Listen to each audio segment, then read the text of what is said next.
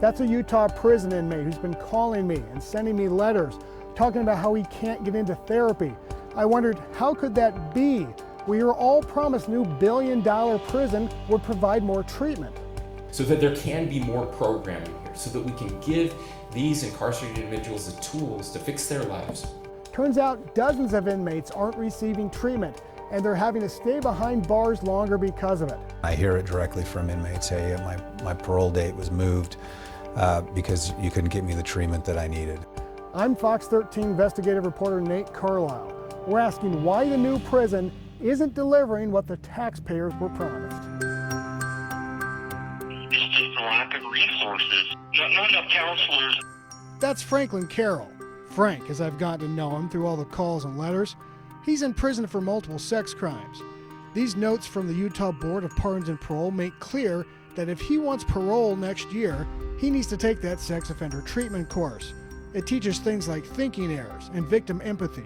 So how are you spending your days in the prison? I watch TV a lot. Right now I am trying to write the governor's office and getting all my friends and family together to do the same, asking for help. I'm on a 15 to life. It's not just sex offenders who can't get into treatment.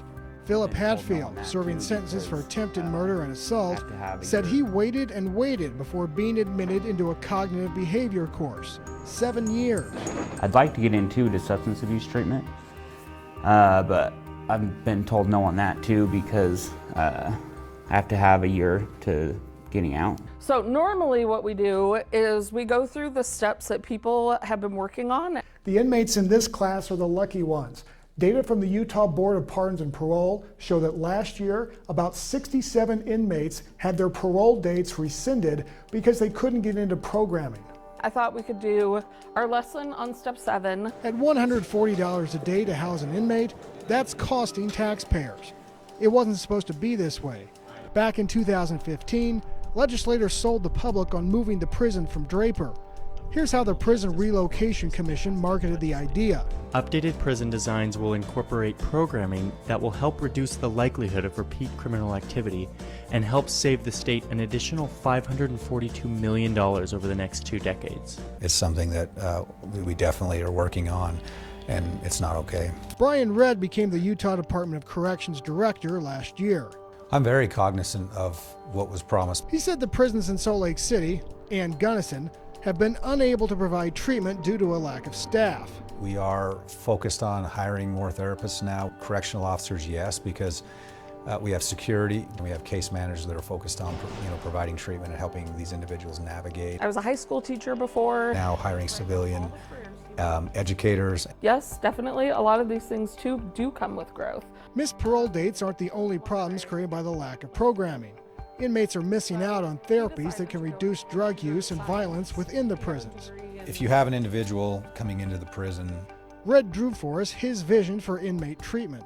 So we want to make sure that we're bringing them in and giving them opportunities right out of the gates. Step 7, you must make goals, you must then act and think in accordance with your goals. But while the Department of Corrections tries to deliver the therapies, now my identity has really shifted. A separate state agency, the Board of Pardons and Parole, has to decide what to do with inmates who, through no fault of their own, didn't get the help. So let's fill in the blank for you. You used to be blank, but you aren't anymore. The board would order programming, would order assessments, but it's up to the Utah Department of Corrections to provide that. Jennifer Yim is the board's spokeswoman. The board this year began a policy of quickly evaluating new inmates, spelling out what he or she needs to do to be considered for parole, then communicating it to the UDC. To allow them to better coordinate their care. I've exhausted all my grievances. For inmates like Carroll, finishing treatment is no guarantee of parole. But without treatment, Carroll runs the risk of remaining in prison until his sentence expires in 2029.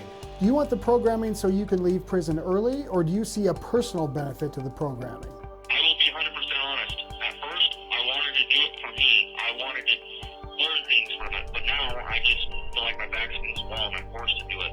I'm doing it just to get out of here. In Salt Lake City, what do I want my lifestyle to look like? Nate Carlisle, Fox 13 News. But how am I going to do that? Utah. What are the steps that I'm going to take?